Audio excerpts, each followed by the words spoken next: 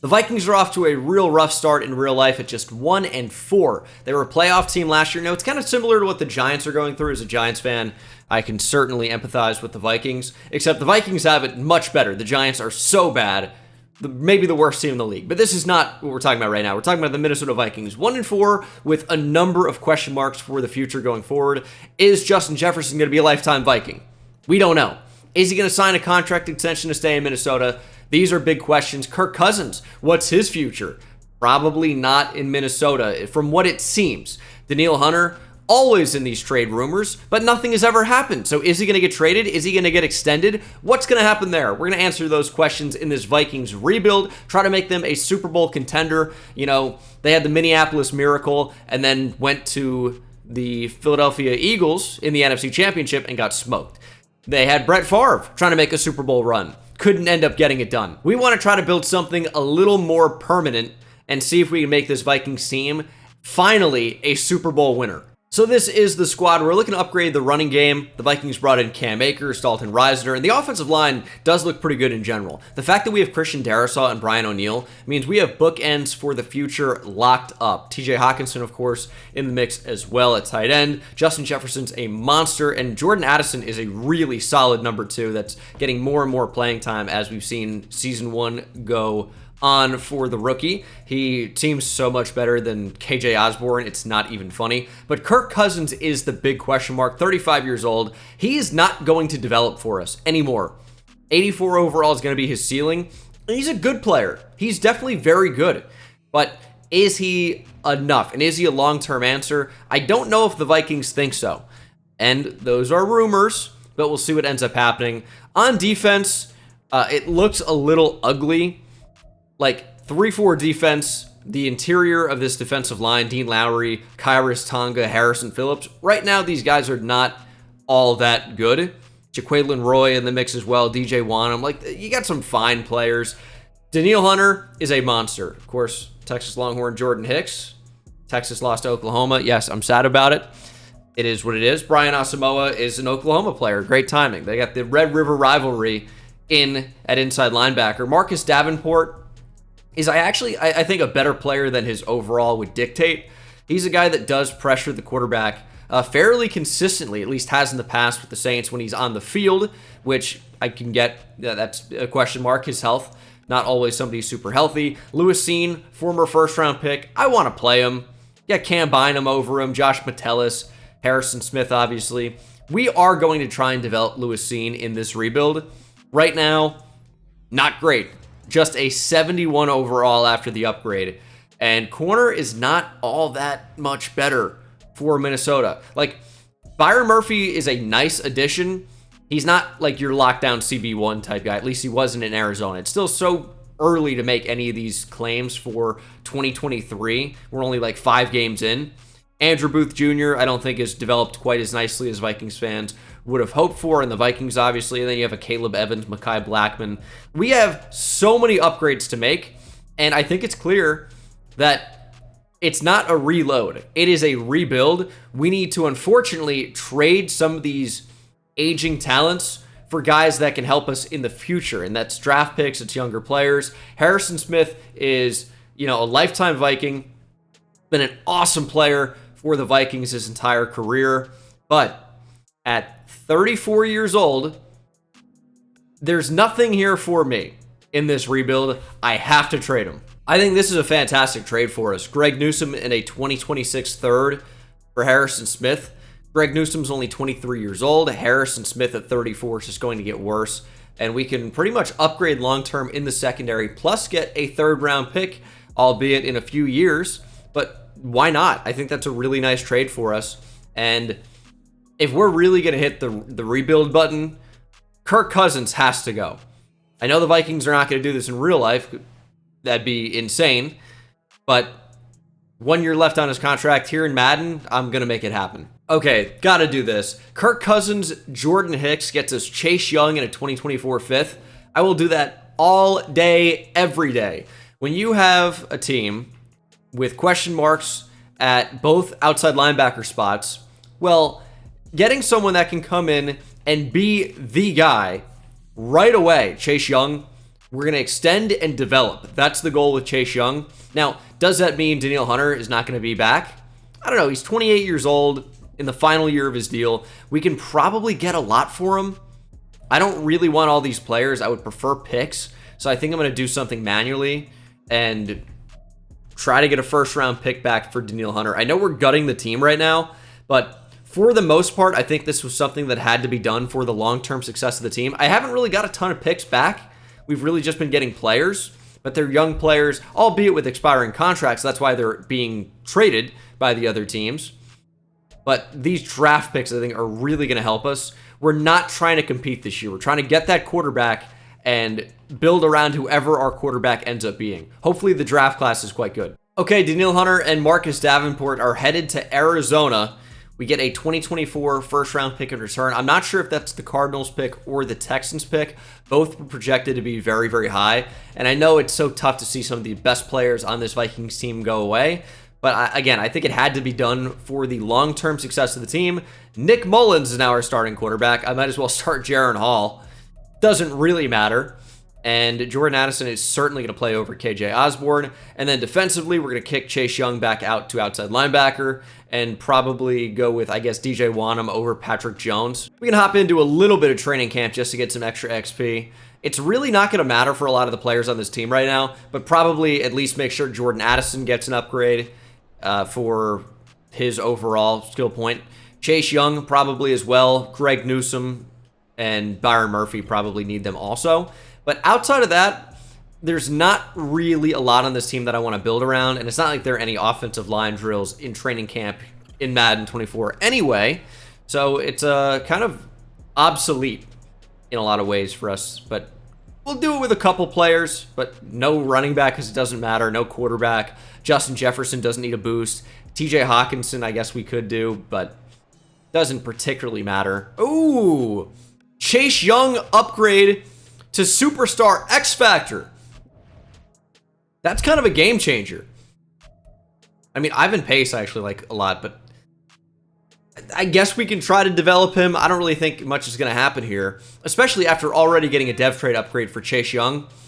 Ivan Pace could end up being a really great player in real life, but starting out as a 70 overall normal development in the game, that is just a tough task to make him any usable, what usable, like, at all. It's probably more like going to be in the neighborhood of 3. It could be maybe 5 overall the first year, right? Because they're lower overall, it's easier to get upgrades. But long term, it's too tough. It's going to take too long. I don't know why I find it so tough to talk and do this specific drill at the same time. It happens every single time in these videos. That's why I usually just go silent and try to actually do it. It's not difficult at all. But when I'm talking, I do that. I don't get it. But when I shut up, I'm able to get it done, even if at the last second. I just find it so tough to shut my big mouth. All I do is talk, dude. I'm so used to it in the video, and I hate that animation. It's so annoying. So I would love to not upgrade these players we have to extend, because they're going to be a little bit cheaper when their overall is a bit lower, and we're not trying to be competitive year one anyway. We want to be bad so that the draft pick is higher, even though we don't want to be bad in real life, obviously, but that's kind of what I'm aiming for in this game, is getting these guys at cheaper values, even if it means, you know, sacrificing 1 or 2 overall points for the season. I'm okay with that. It's more important long-term to secure cheaper contracts, for sure. Okay, let's see what the prospects are looking like. I see a lot of corners at the top. A lot of corners, a lot of tackles. There's even a tight end. Demetrius Nobles. Are there any quarterbacks? There's one projected to go in round 1, and then that's pretty much it. Round 3 to 4 guy, and then 2 day 3 guys. So could be 1 round 1 QB, and then 3 day 3 quarterbacks. So this is kind of what the draft class looks like in Falcons franchise. If you guys watch that series on my channel, people thought I cooked the books and made it, you know, made all the quarterbacks bad for some reason. Nope, this is just a draft class generator build that you can get where, guess what? It's not a very strong quarterback here, and unlucky for us, when we need a quarterback, this is what it looks like. Okay, week 3, we're 1-1, not actually so bad. And now is time to re-sign some of these players. Cam Akers could probably even get an extension from us, but Chase Young's going to be the big one. I would even do a 6-year deal, actually. And he might just flat out accept this, and he does. So Chase Young's going to be back on a 6-year extension. And Cam Akers, I think, yeah, for 2 years at just over $4 million per year, Cam Akers is fine. We might want to upgrade on him, but he's fine for now. KJ Osborne doesn't really want to be here. I should probably just trade him, to be honest. Ezra Cleveland, I do want to extend. He might just be our starting left guard. He's very cheap, and he might be our guy of the future, I mean, at the position. Dalton Reisner, maybe for a year or two, I think is reasonable. So we'll offer him an extension. Ooh. He wants more money, but he doesn't want to accept outright. Okay. Well, that's fine for right now. We have the 5th-year player option on, or 5th-year option on Greg Newsome because he's a first-round pick. And Darisaw, obviously, as well. So Newsome doesn't really want to be here. What are his motivations? Obviously, he doesn't have a choice his first year. He just wants money and a mentor. So we could sign a mentor, make it a little bit easier for him to want to re-sign. And then I think I'm probably just going to trade Osborne and maybe even Reisner as well. Wow, 1-6. So we have really been on a spiral. So that means it's probably time to trade some of this dead weight. That's KJ Osborne, that's Dalton Reisner, and I did not match my national scout to the strengths of the class. We don't really need corner too badly, although I could draft one. Don't really need wide receiver too badly, although I could draft one. But what we could use is more pass rush help. That's defensive end, that's outside linebacker, and I think this class is pretty strong at those positions, so makes more sense to want to find out about these players that I actually might draft. But this is the trade deadline. Stuff has to happen now, or it's not getting done. Interesting. A Utah State corner at number 1. He's only good in zone coverage. The rest looks terrible. Although this corner, Dalvin Queen, looks incredible. And I didn't end up trading Dalton Reisner or KJ Osborne. I don't want to lose potential starters in case we can't find a replacement in free agency or the draft. So I think I'm going to try and sign them to 1-year deals, as our season 1 is over. 3-14 is just terrible, obviously. Nick Mullins at quarterback did not do a great job, although Cam Akers could have been a lot worse. 4.4 yards per carry, 825 yards rushing, 4 touchdowns. I know they don't seem like good numbers, but based on his attempts, 825 yards is actually fairly good. And then receiving, Justin Jefferson still managed to produce fairly well given the state of our passing attack, which was terrible, obviously. So just very, very good. And we had 4 tacklers with over 100 tackles. 140 for Brian Asamoah, including 10 for loss, a sack, and 3 picks. I mean, that looks like Defensive Player of the Year type stuff. Brian Asamoah with an incredible production year. I don't know how good he actually was, right? But his stats look quite good. But of course, we've talked about it before. Tackles can be one of those really misleading stats. It really depends where those tackles are being made and why. You know, tackles near the line of scrimmage are certainly way more valuable than tackles being made 8 yards down the field, or as a result of a blown coverage where you're allowing a catch and then wrapping up to make that tackle. 5 picks for Greg Newsome led the way as well. Our defensive numbers do look fairly encouraging, though, with the exception of pass rush. Didn't really have too much of a pass rush, but Chase Young's going to lead the way in the future. He's got superstar X Factor now. He's going to be a bona fide stud. We got him locked up for a long-term contract. He's going to end up being a 90-plus by the end of the next season for sure. He's already going to be like an 88. So we are in a really good position with him. And we could look to get him some help in the draft. We have a number of different needs, so I'm not going to go in and say, okay, we need to do this or that. We're just going to see what happens, right? And then make a decision based off of who's available, how much it'll cost to trade up or trade down or whatever. We should be picking near the very top of the draft, so the board is really whatever we want it to be. Well, number 32 offense, or was it 31? I think it was 32 offense and 31 defense, just from a quick glance. Not very good. Number 32 offense, number 31 defense, yeah. Ravens end up beating the Bucs in the Super Bowl. I imagine we're not going to be here for anything. Don't see any Viking stuff. As Marlon Humphrey wins Super Bowl MVP, Jalen Hurts League MVP, and yeah, no Vikings to be seen, other than worst coach of the year probably.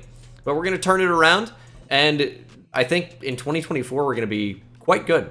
Well, that's maybe a stretch, but we're not going to have a quarterback probably. So maybe we're not going to be quite good. Let me walk that back just a little bit. Okay, we're going to pick up the fifth-year option on Greg Newsome. I do want to find a mentor corner for him, but I also might end up drafting a corner and just have 3 really good ones or move one back to safety. KJ Osborne I want for a year, and we could potentially look to trade him at that point, although he wants to play somewhere else, and I don't think I'm going to franchise tag him. Reisner was the one I expected to want to re-sign, so we're going to just bump his deal up a little bit. And he's also going to test out free agency. Now, these were not players with a tremendous amount of value on the trade market. That's why I didn't opt to trade them. But Reisner, we're going to franchise tag because it's not very expensive. DJ Wanham actually got up to star dev and is fairly cheap for a decent backup.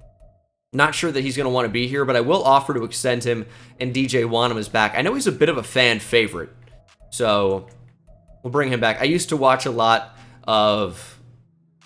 was it 95 Questions is the name of the series? It's Brian Robeson, former Texas Longhorn, by the way, and Vikings pass rusher. I had an interview show in the locker room when he was playing. So I used to watch that from time to time.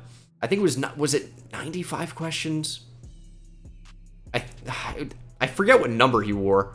96 Questions, because he wore number 96. Yeah, B-Rob was a beast, man, but we are moving past that now. Tyron Smith is in free agency, as is Tony Pollard, which would be an instant upgrade to our run game. He's 27 years old, which matters a lot more in real life than it does here in the game. Tony Pollard could be somebody we offer. He wants about $10 million per year over 3. This is not a bad contract really at all.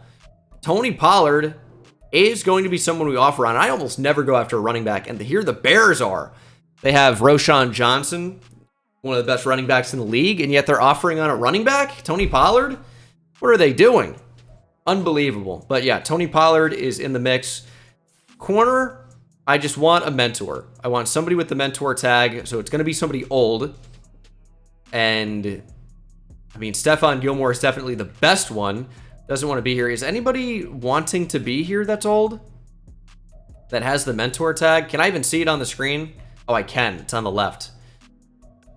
You need, I think, like 7 or 8 years of experience. Let me get Jason Verrett.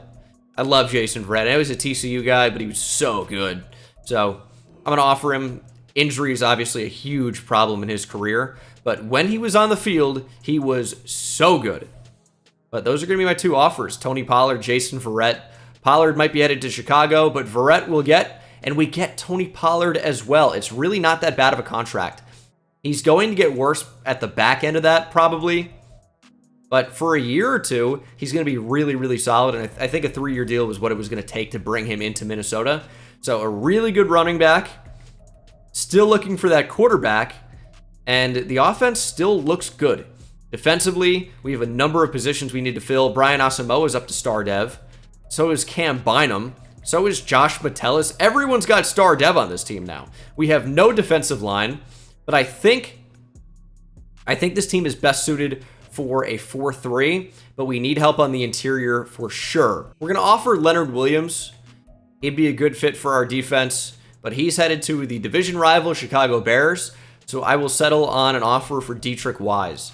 Now, we're not going to be playing a base 3-4. We'll be playing 3-tech in our 4-3, and he should probably sign with us, and he does. We still need linebacker pretty badly, but this is what the team's going to look like right now. Dietrich Wise, I'm going to move back to the inside, that's right.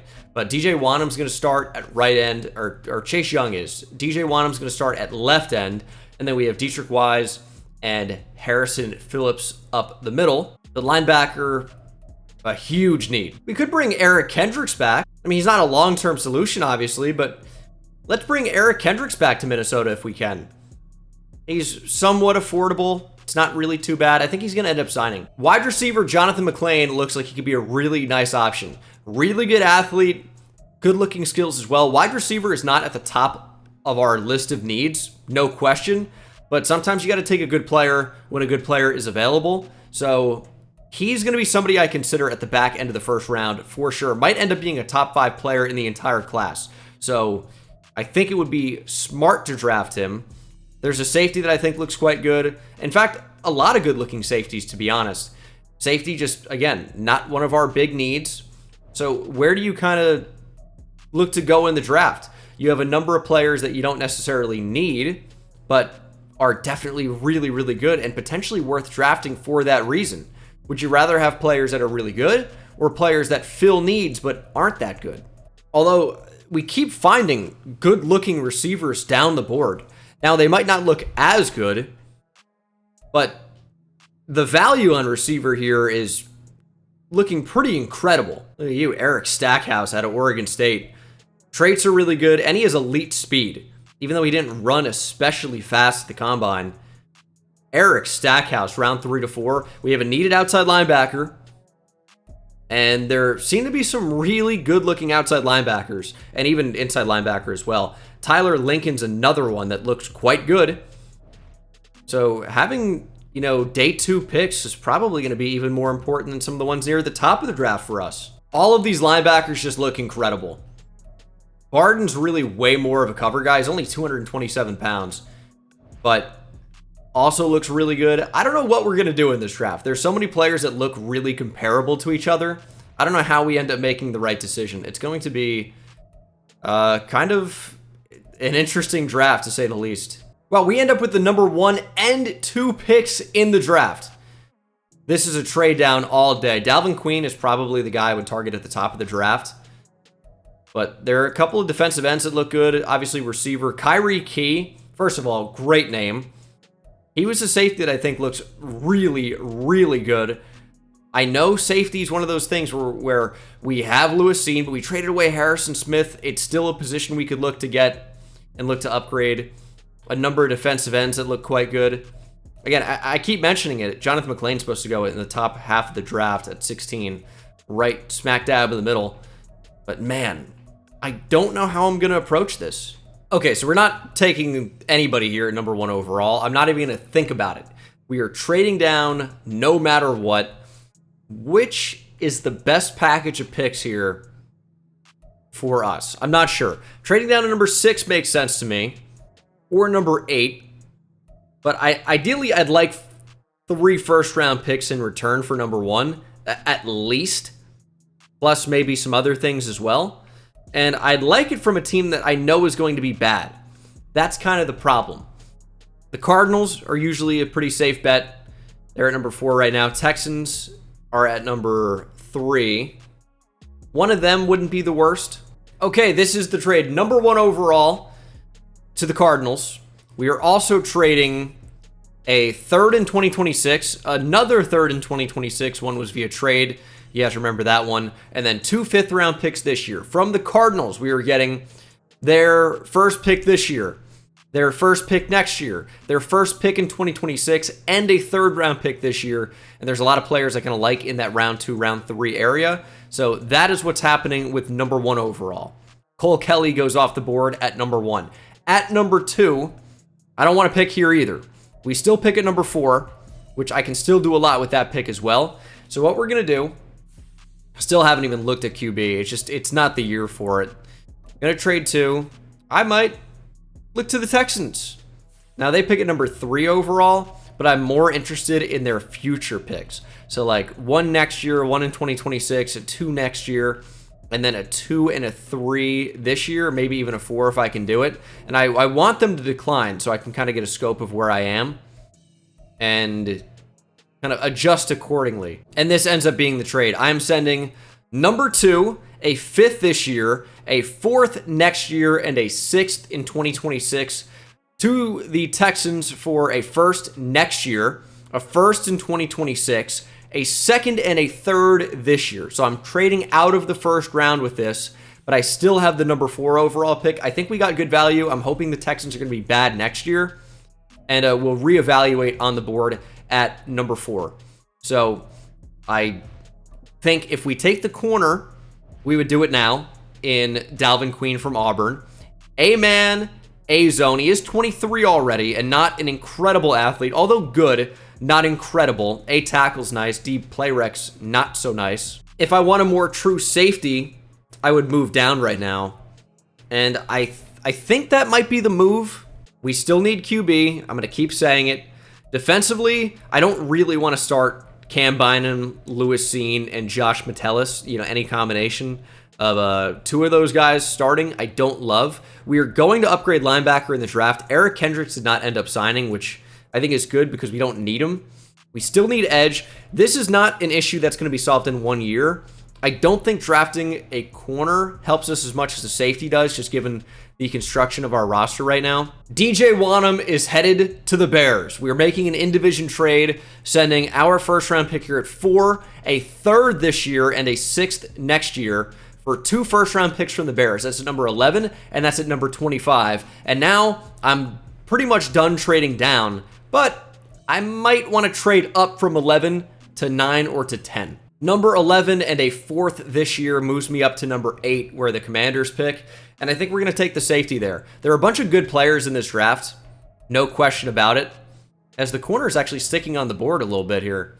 He was supposed to be gone at 4, and I don't think has been drafted, and that's still not the corner I was talking about. I still think I prefer the safety, which is going to seem weird because A-man, A-zone for Dalvin Queen. He's not quite as athletic. He is bigger, but Kyrie Key is really good across the board, plus a better athlete, and the big thing, 2 years younger.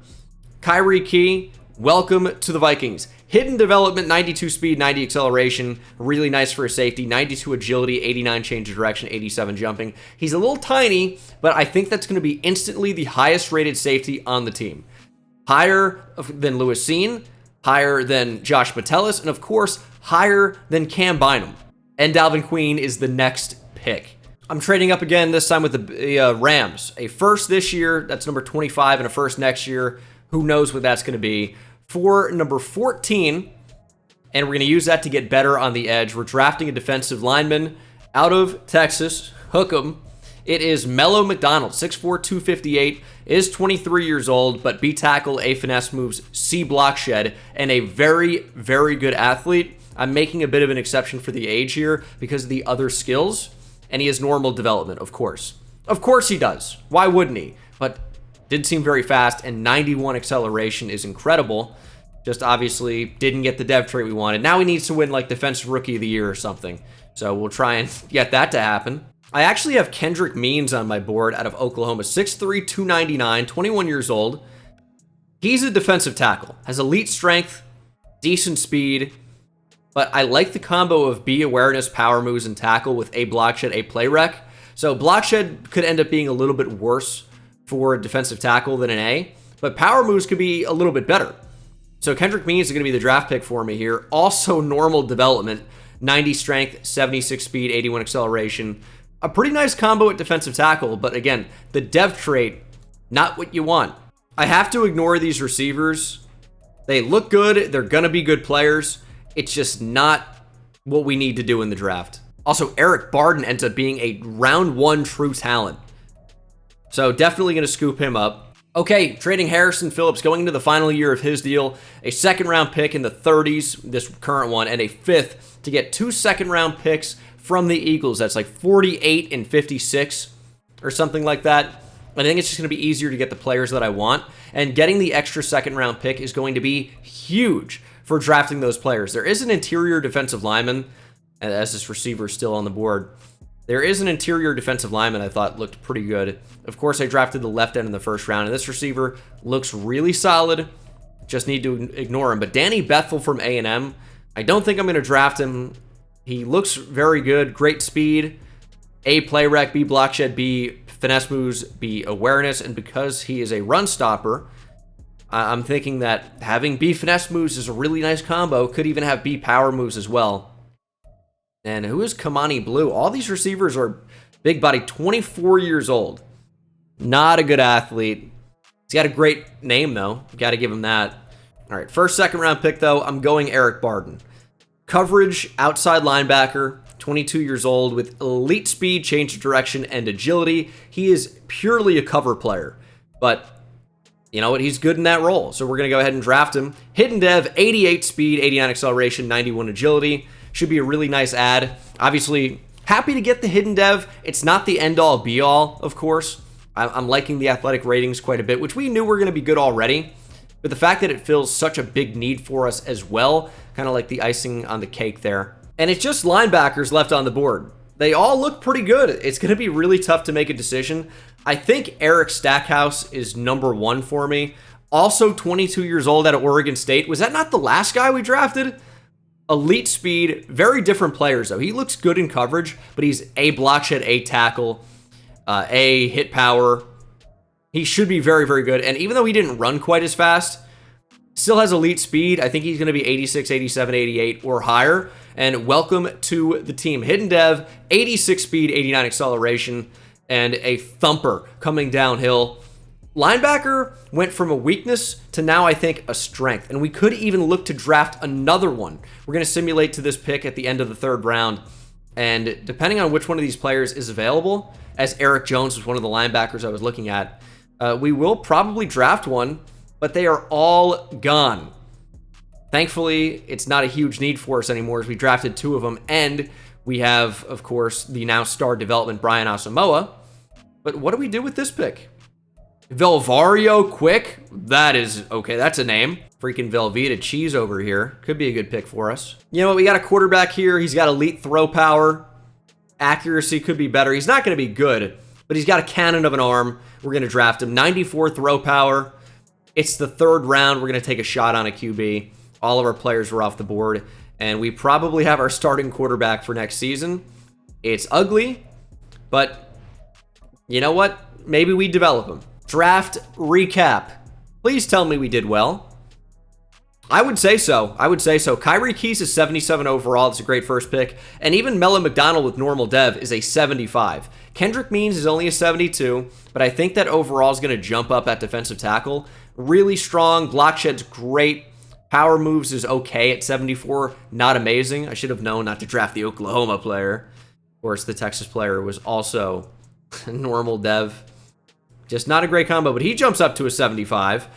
Eric Barden's a 75. Eric Stackhouse is a 75. The quarterback's terrible. And then we drafted a linebacker who's a 67 overall with good speed down the board. But yeah, 62 overall for the QB is just horrendous. He's got a cannon, not much else. Accuracy's bad. Let's see how the rest of the NFL did. So the top player was an 81 overall right tackle. Dalvin Queen was a higher overall, which is not exactly a big surprise to me, but he is 23 years old, so I factored that in. Coverage is quite good, as we knew it would be. Press is quite low. Block shedding's low. We just didn't need corner as much as I thought we needed a safety. I still feel like we made the right decision with the 2 years younger. He's going to develop a little bit quicker. And I'm fine with taking a top 5 player in Kyrie Key. The other corner looked pretty good too and has 94 speed. Queen only has 90, but that tackle looks incredible. And the receivers were good. Lionel Miller's a 77. Looked at some of these other guys. The tight end looks really good as well. Jonathan McClain's a 75. That's not bad. It really is not bad. He's got pretty good catching. Route running's not great, but we would have been happy with that. It's just, would you rather have a 75 overall receiver when we already have Jordan Addison and Justin Jefferson, or try to address some of the other needs with equally good players in the team? Kind of a no-brainer in my opinion. But I would say that went really well for us. Not going to lie. Oh no, we did get Eric Kendricks. Okay, that's interesting. Didn't show up before. I didn't reset the depth chart. But again, he'll be a nice player for a year or two. I know we have Ivan Pace. Could have looked to develop him, but the hidden dev's going to be better. And the fact that we get a head start with some of these players overall-wise and dev trait-wise just makes them more important. So we'll see what happens in year 2. I think we are going to be better, but the team's still not very good, right? So we're going to have to hold our expectations back a little bit. I don't really want Key playing slot corner, but it could be smart since we have all of these safeties. Like, I don't want to just commit to Lewis Cine being a bust, but I don't know why I would choose to develop him at this point. Like, Metellus is better, but really a special teams guy. I'm going to do target passing with the rookie quarterback. Getting star dev probably won't change my opinion of keeping him or not. Probably just not much going on with him. We'll see. I got to make a play. 1 rep remaining. Should be able to do it here. Facing Justin Jefferson, since I put him in the slot, I think you always go up against a slot receiver in those drills. Now, I don't know if the ratings actually matter in the training camp drill, as crazy as that sounds. So if you were to put like a tight end there, I'm not sure he'd be any easier or harder to cover than Justin Jefferson. But you could put somebody small in there, make it easier. Yeah, rookie QB1, I'm stoked. We'll see what happens. Our overall on offense is actually pretty good. And Eric Stackhouse is progressing nicely. I keep upgrading pass coverage for him because he's already a good run stopper as a rookie. He's not so great in coverage. So if we can make him a more complete player, he's going to end up being really, really good for us. He's going to start.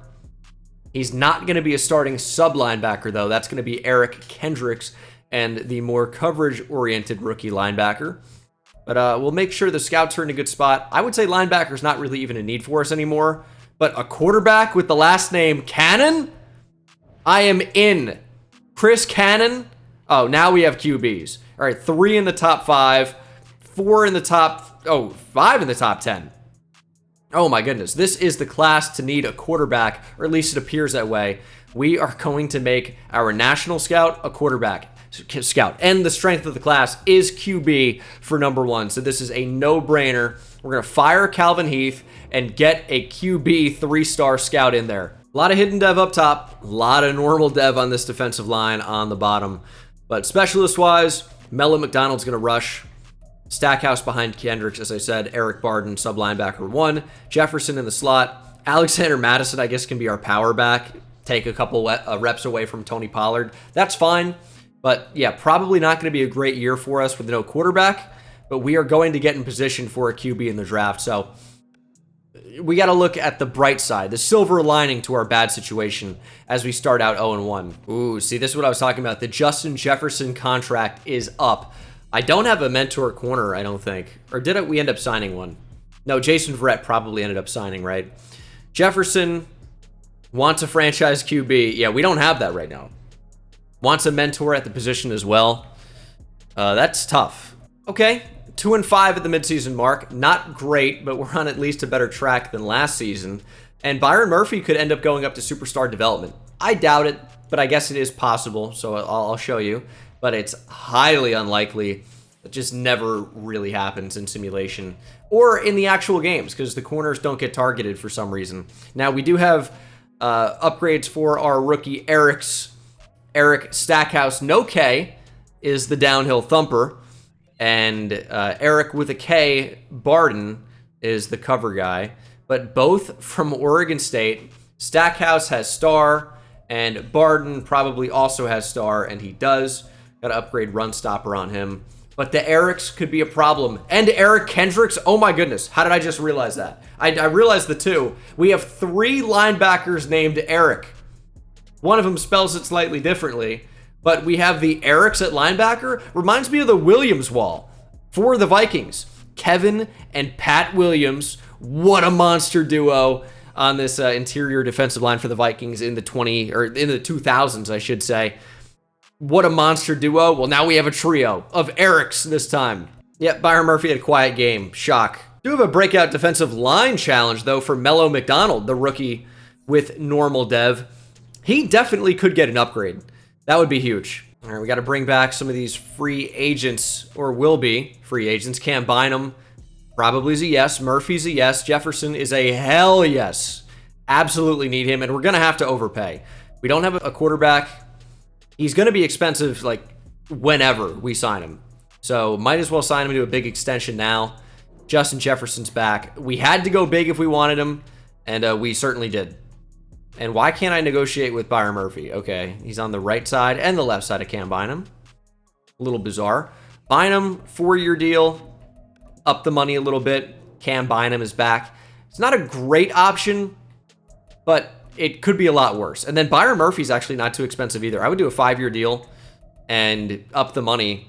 He wants a little bit more money, but the contract's not really too bad. So I'm okay with that. And then Reisner, yeah, 1-year deal is fine. He wants to be close to home in Colorado.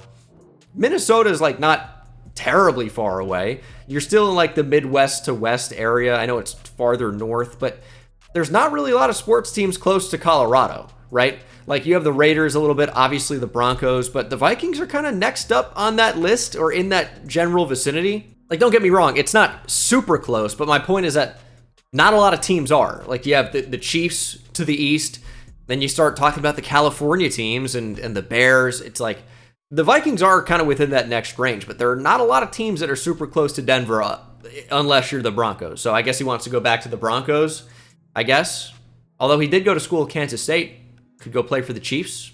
We won. Oh, Mello McDonald upgraded to star dev. That's a really nice get for the rookie. And it's almost better that he had normal dev now, because now he gets a plus 20,000 XP boost, which is insane for his development. 3 skill points. And yeah, he's going to get a massive upgrade. I'm going to upgrade Run Stopper a little bit because the CPU is not going to do it by themselves. So I'll do Run Stopper 2 and then Speed Rusher 1. And I think that's a pretty good use of our skill points. The overall doesn't go up a ton, but he gets a little bit more well-rounded. Plus 2 finesse moves.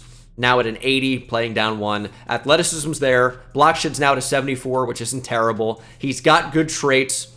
He's going to be a beast. Okay, where are we on the quarterbacks here? Week 11. Chris Cannon is a round 1 talent, not true top 5. Although Greg Lawrence from Q's is a top 5 guy. Interesting. I think I'm going to use this just to figure out the quarterbacks, get them up to 100%, and just know who we're going to draft. Marcus Wallace is around 3 to 4 guy, even though his abilities on the far right there, B deep accuracy, A medium, A short, A throw under pressure. He looks good, but he's around 3 to 4 guy, which is kind of crazy. So that must mean the top 5 talent in Greg Lawrence is just that much better than everybody else, despite only having C throw accuracy short. Kind of crazy. A slight improvement for us, despite the team being significantly better at an 85 overall. We went 5-12. Not what we wanted. Number 17 offense and dead last defense. Didn't really expect to see that, but I think the lack of a quarterback's holding us back a little bit, as Eric Hutchinson turned over the ball at an incredible rate. So you figure more possessions for the other team, more opportunities to score points and get yardage. So I'm not too worried about the defense. I don't think they're actually the worst. They were just on the field probably more than anybody else. Hutchinson threw for a lot of yards, though, but 26 touchdowns to 28 picks is just so bad. Tony Pollard was pretty good. Love to see that. And then Justin Jefferson, obviously, is going to light it up. Jalen Naylor had a huge year as a receiver, too, somehow over Jordan Addison. How did that happen? 9 touchdowns, over 1,000 yards receiving. Really stole the show from Jordan Addison, so I guess a third receiver is going to be super important in this offense. Jalen Naylor might get up to star dev. Not going to change anything for me, really, but that is pretty crazy, as Barden and Kendricks both have pretty similar numbers, except 5 interceptions for Eric Kendricks is the huge difference there. Barden, being a cover guy, having 0 is kind of surprising, but Kendricks took them all. Chase Young barely gets into the double digits for sacks, and then Byron Murphy had 6 picks. Not many for anybody else at the team outside of those top 2 guys. Season recap has the Cowboys winning the Super Bowl and Dak winning MVP, of course. Amari Cooper, Offensive Player of the Year, is interesting. And then no Vikings anywhere in there. Byron Murphy up to superstar dev. Convenient when he's going to sign a big contract extension. So we're going to have to give him a very low risk offer here because we just don't have that franchise quarterback. Now, we might end up drafting one. So maybe we're jumping the gun a bit. We'll pick up the 5th-year option on Lewis Cine. He might be somebody that gets traded. I just don't know what his role is going to be. I don't really have a place for him other than backup. Now, safeties are really inexpensive to re-sign. So it's, not going to be the end of the world if we gave him a big contract extension in terms of years. But I just don't know what does bro do? You know what I mean? Nick Chubb here in free agency. Tua Tagovailoa has made it. I am saving my cap room. Although I do probably want a kicker. Jake Elliott could be the one. How about Evan McPherson, though? Let's make a true investment. We could use an upgrade on the offensive line, on the interior, I guess. And then, everyone's got star dev on this team, unfortunately. You'd hope for some more superstars. McDonald getting up to star was nice. But we could really upgrade all over the defense. Dietrich Wise is regressing. Yeah, Eric Hendricks just regressed super hard. Caleb Finnegan ends up being around 2 to 3 talent. Yeah, I mean, it's pretty clear that if we're taking a quarterback, Greg Lawrence is the highest rated one. Elite throw power, decent movement skills. I'm a little bit concerned about the short accuracy, but we know he's a top 5 player in the class. So that's who we're drafting. Hold on. There's another one. Another quarterback here, DeMar Atkinson from Houston. He's got good throw power, elite strength, better speed even, although that matters less, but better accuracy. We'll probably make him a focus player. Did not see him hiding in this draft class. And then outside of that, we probably could use another receiver so that Jalen Naylor is not getting so many targets. Robert Barker looks like he would actually be a great pickup for us. We have multiple first-round picks. We may have to end up trading up, although we only won 5 games, so maybe not. 4.27 speed. We're going to flirt with 99 speed with Jonathan Burnett. Really only a deep threat, but a good-looking deep threat for sure. A 6'3" playmaker is interesting. Wow, I don't think I've seen this before. Skipped the combine, but worked at his pro day. That happens a lot in real life, but I've never seen that happen in Madden. Usually they just skip out on everything, which is pretty rare. I think Madden's made a change because I had never seen that before, and I've seen so many drafts. I think they changed something. Also, Robert Barker, Bob Barker. I mean, we'll add him in, I guess. I mean, what are we going to find out about him? I don't know. Well, we actually don't pick inside the top 5. Did we trade our first round pick? You got to be kidding me. So we're at 12 and 15. What this means is that we're going to have to trade up, which kind of sucks. But, you know, if we go to number 3 or number 4, we're going to get our guy. And, yeah, unless somehow DeMar Atkinson ends up being amazing, we are trading up in this draft. And he is not amazing. So there you go.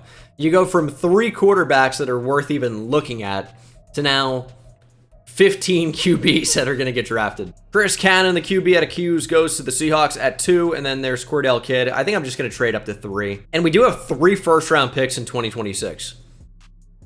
So let's offer one of those up. And then probably number 15. That gets it done. All right, we are moving up all the way to 3. Costs a couple of first-round picks to do it. But we are taking what could be our quarterback of the future. Top 5 talent. We have to take the one we know has the highest overall.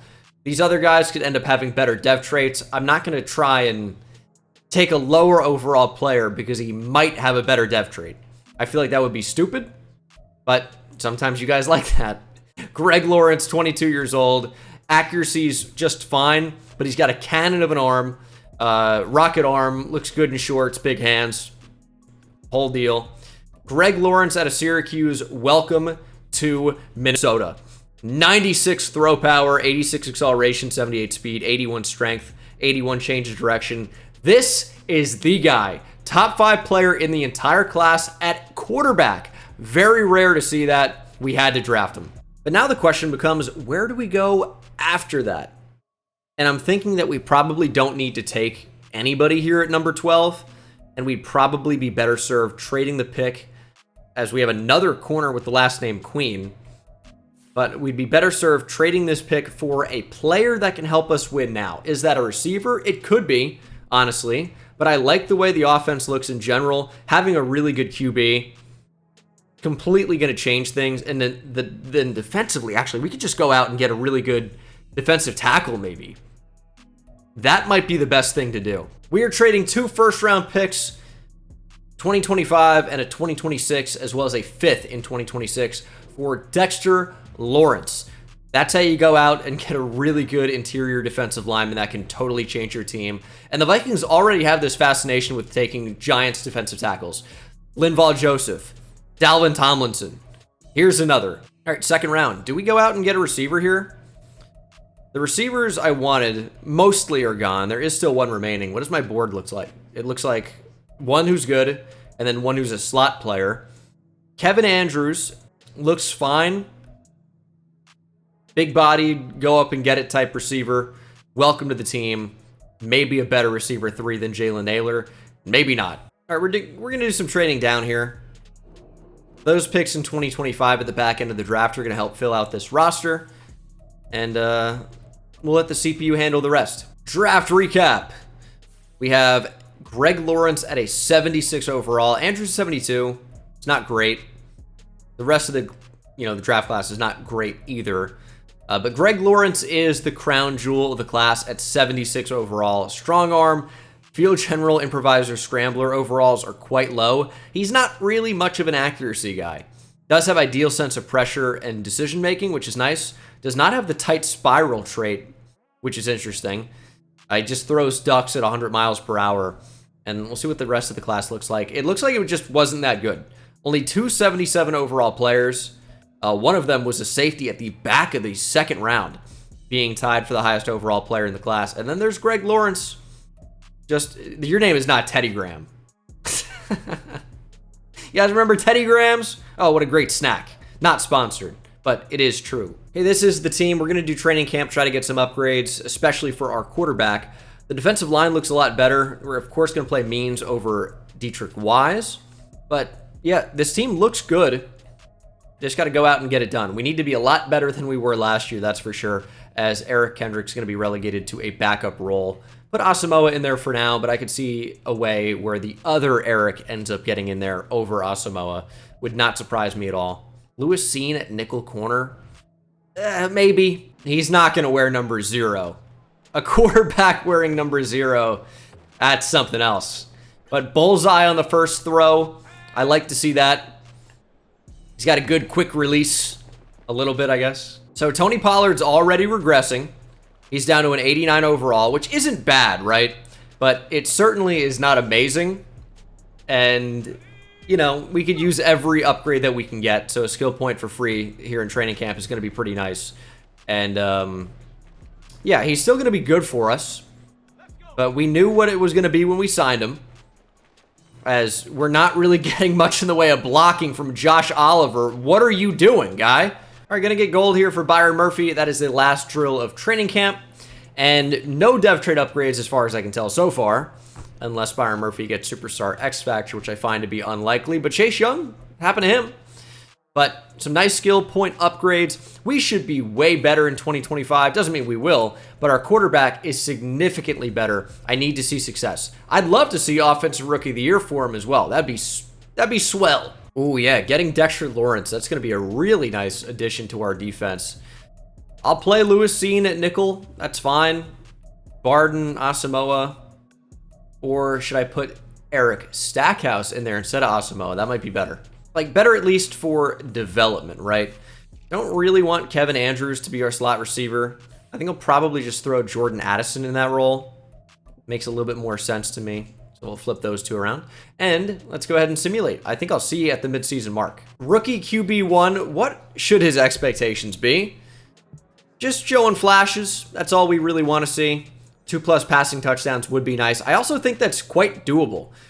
So go out, get it done. Okay, 0-1 and we only scored 13 points. So clearly he didn't do it. There you go, 5-2 at the midseason mark. Our offense is number 15, defense number 11, but it's certainly much better than where it's been. The number 3 passing offense in yards per game. I don't know how many first-round picks we have this year. I think it's 2. And the strength of this class is also quarterback, although that doesn't really matter a whole lot to me. We'll set it on corner. Jamichael Marrow is the number 1 overall player out of Tulane. I'm actually watching Tulane football right now, taking on Memphis in the second quarter. And he looks like a generational player. So Jamichael Marrow is the guy. I've decided it already. He's 23 years old, and we're just going to have to deal with that. And this quarterback, oh my goodness. Ben Buchanan, 21 years old from Michigan. I know about a good Michigan quarterback. Drew Henson. Also Tom Brady, of course, obviously. Looks like he's going to be really, really good as well. But we have a QB. We just don't need him. This defensive tackle looks good too. Why couldn't this have been the draft class last year? Seems like there's so much talent. Greg Newsome's here. Christian Darrisaw, Cam Akers we don't want. Asamoah, whatever. Josh Metella's kind of the same deal. I mean, we have a lot of free agents. We have the money to bring them back, but it's just a lot of players. Greg Newsome returns. Welcome back, Greg. Wow, Christian Darrisaw is actually a lot more affordable than I would have thought. 26 years old. We can afford to overpay him based on their projections, but he's declined anyway. Asamoah, I don't really want, but he's cheap, and he's at worst a good backup. And nobody really wants to be here. I think if we actually start to win, that's going to change. But right now, everyone's like, yeah, thanks, but no thanks. So we're working on it for sure. But it's going to be a grind, clearly. Also, our rookie quarterback has just star development. So a little bit disappointing, but still going to be the guy. Doesn't really make sense to draft a QB, I don't think, in this year, pretty much no matter what. Could obviously trade the guy we just drafted, and he might end up winning Offensive Rookie of the Year anyway and getting upgraded to Superstar. So we're going to just slow down for right now, not overreact, and hopefully we end up being a playoff team, and all will be good. Show me 11 wins, I'd be really happy with that in division win, but we actually get 12. However, still forced to play in the wild card because another team in the NFC or two performed better than we did. Although, look at Greg Lawrence. Led the NFL in passing yards with over 4,800 as a rookie, 38 touchdowns. Did throw 15 picks, but that's not really that bad. Need to improve his accuracy, but the production overall was great, right? Rushing, Tony Pollard was good enough. Receiving, Justin Jefferson was dominant. Jordan Addison was a phenomenal number 2 as well. Hawk was great. Kevin Andrews as a rookie performed really well. And then defensively, the Erics had plenty of tackles. And I need to see more production on defense, though. I mean, these are good sack numbers for a real-life team. I need better numbers here in simulation in the video game. And 22 TFLs for Chase Young. We're getting so many tackles for loss. Like, these are near record-breaking performances. Not 22 is not that close to the record, but it's really, really, really good. That could lead a season of any player. That's how good 22 tackles for loss is. I mean, I'm not going to jump in here against the Bears. They could easily beat us. They're up and down in simulation, but I think they've mostly been bad the last year or two in sim. In real life, obviously awful, but I think 2 years ago, maybe 3, the Bears simulated really well for some reason. Greg Lawrence does have an upgrade here. Does have one. I think I'm just going to do field general, get the overall accuracy to get a little bit of a boost here. And it's really not upgrading much. That was a pretty much worthless upgrade. But he's got a cannon. Got generally pretty good deep and medium accuracy. But a long way to go overall. But he's just a rookie, and he led the league in passing yards. Clearly performing well enough. As we're going to face the 11-6 Cardinals. They've got a great defense, apparently. But our number 7 ranked offense, hopefully, can outperform their good defense. Number 1 in passing yards per game. Show me the NFC Championship. Let's make it back, please. And we do. A 1-possession win, 35-27. Also, they added the previous game score back to the top line. An update knocked that out, and it was really annoying to not see it. But it's back now, so thankfully that's a thing. I'm not going to congratulate EA for, bringing back what they took out by accident, probably, in another update. But it is nice to see it back nonetheless. We will jump in here in the conference championship. The Cowboys went 13-4 with a worse offense, but better defense. They ended up with the number 3 offense in points per game, though, and the number 5 defense in points per game. We're going to jump in. They're definitely very good. A lot of X factors on that team, but we brought in Dexter Lawrence. We have a rookie quarterback who probably will go up to Superstar Dev. He led the league in passing yards. I'd be shocked if he didn't, even if he doesn't win Offensive Rookie of the Year, which I think he will. That interception total can end up hurting things, maybe, but we're in a good spot. Vikings, Cowboys, the Herschel Walker Bowl, the Anthony Barr Bowl.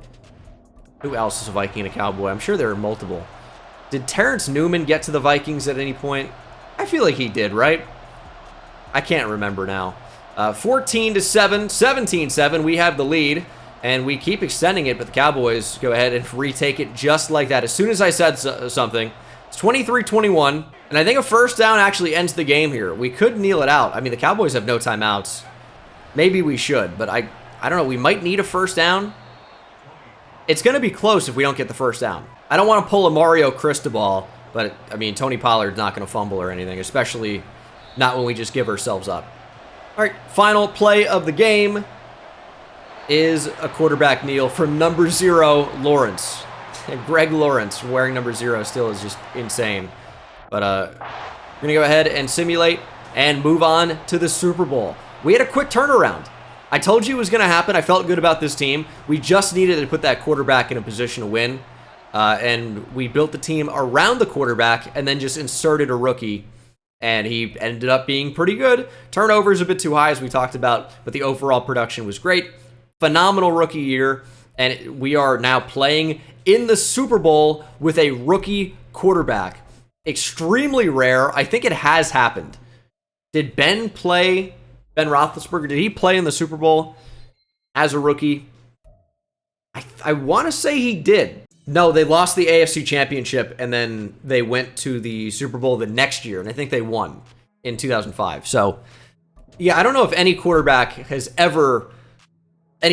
quarterback has ever won the Super Bowl as a rookie. I don't think so.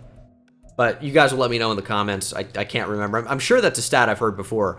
As Greg Lawrence now has abilities, he goes up to Superstar Development. I thought there was even a chance he might get Superstar X Factor. He won Offensive Rookie of the Year and had a great overall season.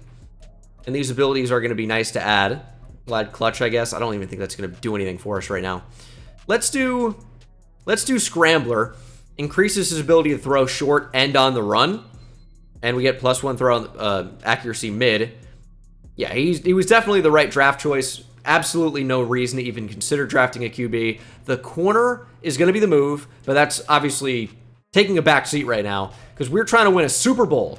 Vikings, Bengals, two teams that have never won the Super Bowl before, and they got a pretty good team. I'm honestly a little bit surprised to see the Bengals here. They've had a really good run in this league so far in this actual, particular video. I think they were in the Super Bowl the first year, right? Or maybe the second year. Maybe it was Cowboys-Jags year one. I think this is their second time, though, at least being here. It's a really close game, and we end up taking the lead. Greg Lawrence with the touchdown. And our defense is playing really well as well, and we go ahead and extend our lead 35-24. 4th and 8. Why are the Bengals running the ball? I have no idea. We're going to jump in on here on defense and try to make a play that'll end the game. T. Higgins up to Superstar Dev if he doesn't already have it in the game. And they're going to throw right at Stackhouse. That's a really wise decision. Joe Burrow's had a fantastic game, by the way. 3 touchdowns, only 6 incompletions or something around there.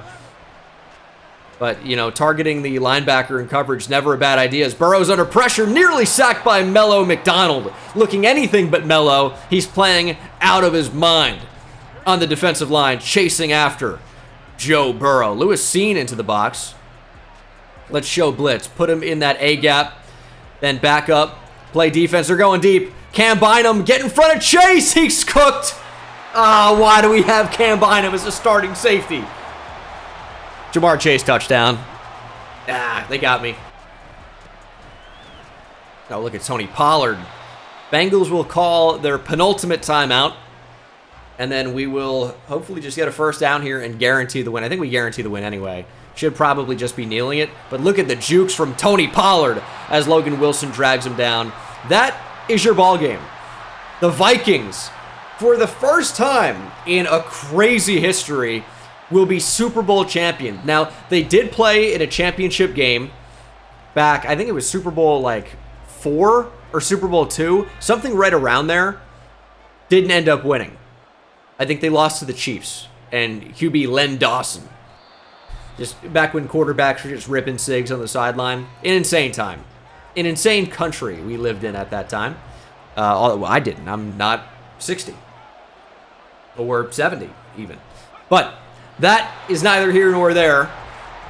Because the Vikings are Super Bowl champions. With a rookie quarterback, no less. Greg Lawrence has replaced Kirk Cousins. And okay, this would be the 2025 draft. Was he 21 or something? Are there any good junior or not actually sophomore quarterbacks right now that would be draft eligible? Was it 2025? Yeah, it was a 2025 draft. Who's a good 2025 draft eligible quarterback? Shadur Sanders, if he goes back. It's a number of quarterbacks if they go back. Quinn Ewers could go back. I doubt he does. J.J. McCarthy, same deal at Michigan. Drake May could, but you expect him not to. Caleb Williams could, but you expect him not to. Yeah, this was draft number 2. So it'd be the 2025 draft. And I'm trying to think of good freshman or sophomore starters, but there aren't really a lot. Like Brock Vandegrift, maybe, who doesn't even start right now at Georgia. Like Ty Simpson, kind of the same deal at Alabama. Like, is Kyle McCord a sophomore this year? I think he might be, so maybe we could pretend that's Kyle McCord. I don't know. That's not that fun. Oh, Kyle McCord is actually a junior from Mount Laurel, New Jersey. I didn't know that. I didn't remember that, at least. So he's actually draft eligible this year. Remember, sophomore or junior, like, they are draft eligible as long as they are in their third year of college football. If they got the red shirt in year one as a freshman, they would still be a freshman. They'd be a redshirt freshman, which is the same thing as a sophomore. So that third year is when somebody's draft eligible, if you wanted to know. So you got to really check their stats, see if they've played. If they have 3 years or are in their third year, they are draft eligible. So redshirt sophomores absolutely count. I know a lot of people know that, but some don't. Some don't like college football. I think you're missing out. College football is incredible. And a lot of it is just the atmosphere. It's a different vibe to what you see in pro football. Pro football is like a better overall product because the players are better, but you don't get the same crazy moments. You don't get the same atmosphere. You don't get rushing the field, which is a small aspect of it. But it's just, in college football, to me, it means more. And the true college football fans, they know that. I get a lot of people like, oh, why would I watch college football? It's just worse NFL.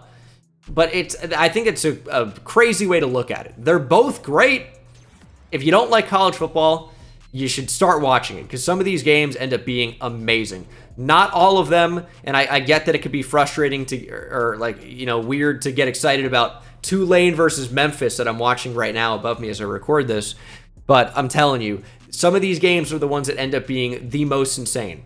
Like the App State game the other night was incredible. And it's something it was just on a random like Tuesday night. All right, Christian Darrisaw, please resign. I'm going to have to give him more money. It's still a very reasonable contract, and we have the money to do it. You're not testing free agency. You're tagged. What are his motivations that he absolutely wanted nothing to do with us? Let's see. Money and historic championships. Well, we have one, and we gave you the other. So, whatever. Jordan Addison up to superstar dev. He's going to get tagged with the 5th-year option. Cam Akers we don't need, but I do need a backup running back. It's fine. Yeah, Cam Akers is going to be back. Asamoah, I don't really need. Ivan Pace, I would be okay with, and he wants to be here. So, Ivan Pace is back. And Reisner, I think we let walk. Could bring him back in free agency, for sure. Metellus, don't really want. Asamoah is the one where we probably should just bring him back. Again, at worst, like, decent backup. Could look to improve upon him. It's like a little bit more money than I would have liked, but I think it's fine. We're going to be so good for money. Been really good, and we've drafted well, which is a big part of that. Spending money in free agency is the easiest way to get into a terrible situation with your contracts. It just, you're bidding against everybody else. You have to shell out big money if you want these guys. It just doesn't make sense to, you know, almost always. And I don't really want anybody here. Yeah, Jermichael Marrow is the best player in the class. It's extremely obvious. We pick at number 32. How am I gonna move up here? I have to, though. The player's so fun, so good. I can't help myself. But 3 first-round picks is not enough. So if he goes at number 1, he goes at number 1. And he does. I mean, what am I gonna do? I couldn't trade all the way up. I wanted to so badly. But we just didn't have the pick. This is the guy, though. Myron Peters. Looks incredible. 6'3", 306. Gonna have to move up, but he could go off the board at any minute. We have to get down the board a little bit. Outside of the top 5, maybe. All right. I mean, the Saints could be our best bet, maybe, in order to draft this defensive tackle. I know we need guard as well. Whatever. All right, just 2 first-round picks gets us number 6. Amazing that 3, not even close to getting number 1. I guess it's not amazing, but I mean, those picks aren't too far from each other. So we traded up quite a bit. But Myron Peters, I think, is going to be worth it. I think he's going to be an instant starter at defensive tackle. He's a fantastic athlete with amazing core attributes, hidden dev, 75 speed, 95 strength. Instant starter over the guy we already have in there. And now, what we can do is either use our pick at the back of the second round, plus a player, or maybe even just one of those things to upgrade on the interior of our offensive line. So I'll check to see if anyone's worth drafting at this point, but it's probably going to be a trade for a player. I mean, this makes sense to me. Bears want to do a swap. They get better on the interior of their defensive line. We get better on the interior of our offensive line. Nick Clemens for Kendrick Means is the trade. Star Dev 2 at left guard. Probably will move him over to right guard, obviously. But, I mean, could we go out and get somebody better? Could I trade Garrett Bradbury in a second-round pick to get a better center? I'd like that. Let's see who we should get. I mean, Tyler Linderbaum's kind of the obvious one, but he's difficult to trade for, and the Ravens don't have any cap room, meaning that we won't be able to trade with them for any player at all. Garrett Bradbury and a third gets us Joe Tippmann from the Jets, just a younger alternative, higher overall as well, and also star dev. And we can draft somebody here, which not really a ton of talented players I want, but we'll take a shot on somebody. To be a good special teams player, Dexter Stanton has elite speed, A zone coverage, B block shed. Yeah, not bad. Only normal dev, but 91 speed, 89 acceleration on special teams is going to be a good fit. And Myron Peters is a 79 overall. We made the right call. He's already a higher overall than the defensive tackle we just traded with a higher dev trait. He actually might be the highest rated player in the class at 79 overall. This is one of the better defensive tackles I've even seen in the draft. Although, I forgot about this guy. And there's a receiver that's an 80. This was a stacked draft class. Oh my goodness. But, yeah. I'm thinking Jermichael Marrow is generational. I don't know why I have that impression. He's only got 86 overall, 85 slot, 85 zone, 98 speed, 82 man, 82 zone, 86 press playing up, agility's into the 90s, acceleration's crazy, jumping's crazy, hit power's in the 80s. Yeah, he's a freak. And he's already in the top 6% of corners, and I would bet my entire life he has superstar X Factor. As a truly generational player, it's not going to be anything else. He is incredible. I think that's the best corner I've seen in the draft this year. All right, let's dominate training camp. Greg Lawrence now has superstar dev. He's into the low 80s, but we need to upgrade that overall accuracy, and this is a really good way to do it. Throw power, deep accuracy, not really a problem at all, but it's kind of the intermediate and shorter that needs improvement. The thing about the safety we drafted a couple of years ago now, Kyrie Key, he just moves so fluidly. It's like, it's so noticeable when you can turn with a DB and it's not slow, and it's quite nice as we make a nice play in coverage there. Of course, if it happens when I'm talking, but yeah, it's super noticeable. I don't know what's happening now. I'm getting to the spot too quickly. I don't even think we can get gold here. Nothing's happened. I'm right there. Okay. All right, we got back up there pretty easily. I don't know. There's something if you're like, if you run the route almost too well and play it too far underneath, they'll just kind of throw it on the back and you'll allow a catch. Or whenever I'm talking, I am physically incapable of doing anything correctly, which is, that's a fun wrinkle. We could also use an upgrade at free safety. I'm not really sure I want Cam Bynum starting at free safety another year. There's a reason why the Super Bowl even ended up being close at the end. So I'd prefer anybody not named Cam Bynum probably at free safety. Not anybody. Not Lewis Seen. But somebody else would be nice. I screwed up there. Could use an upgraded inside linebacker as well. What do I prefer? Because we're going for it this year, trying to be repeat champions.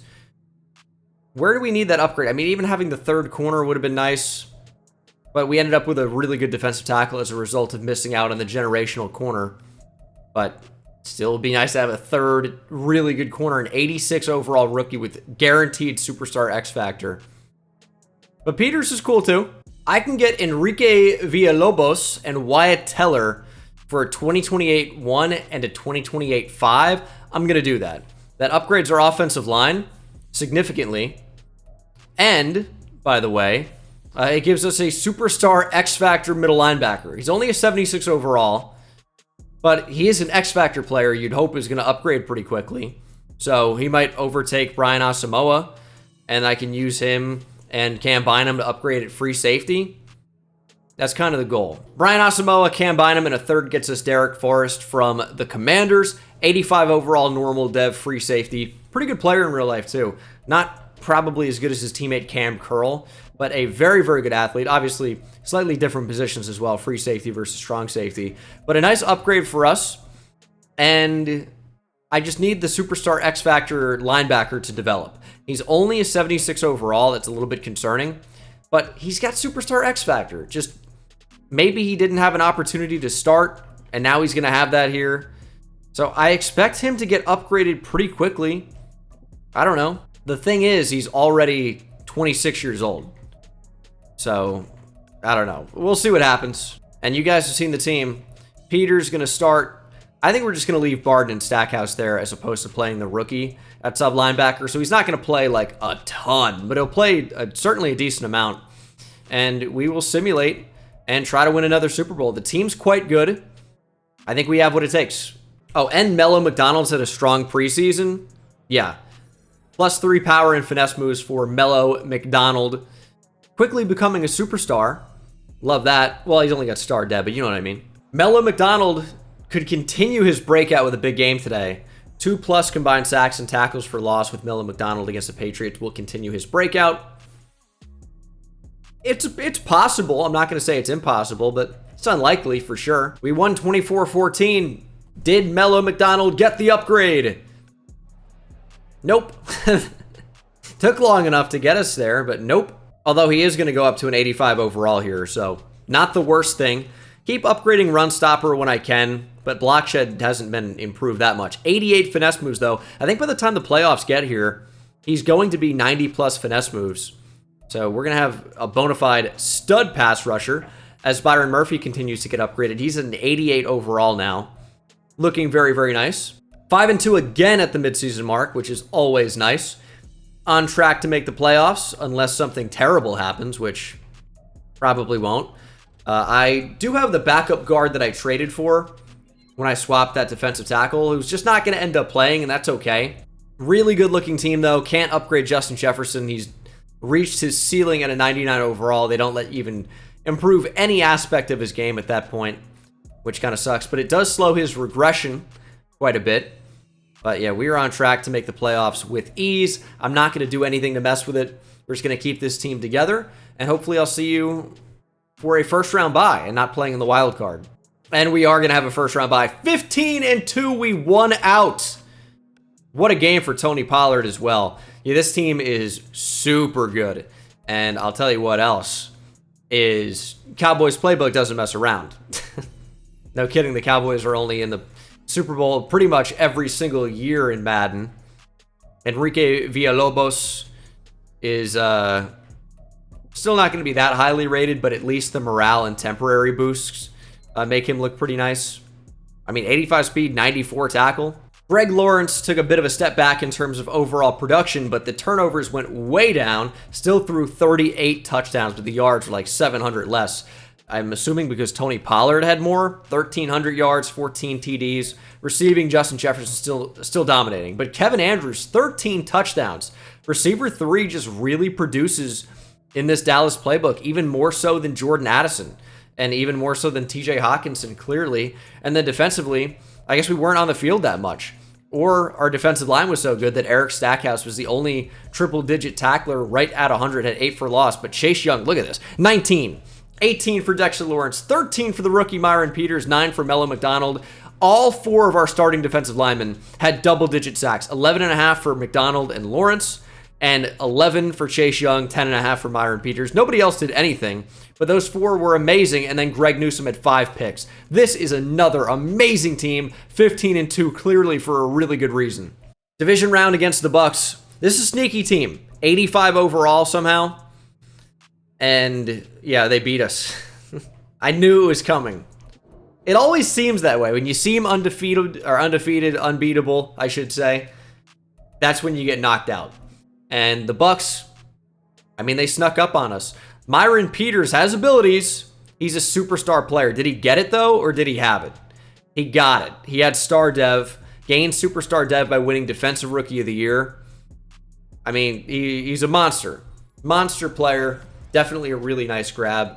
But that rookie corner that went at number 1 overall to the Broncos, probably like a 90 overall or higher at this point. And in fact, we could follow his career. Might be a future video since we've only played 1 season in this with him. So could be something to look out for. But that's pretty much going to do it for this video. Take a look at this final team.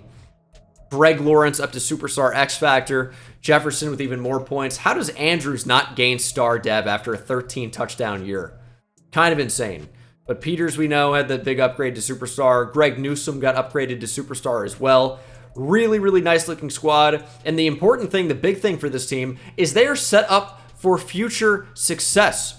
Really, really young and talented roster with still a quarterback locked up for the next 3 years with the 5th-year option. So we are going to be perfectly fine for money.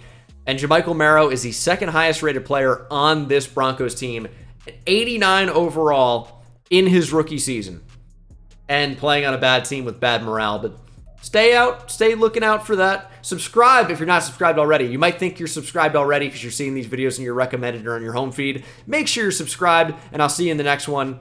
Take it easy.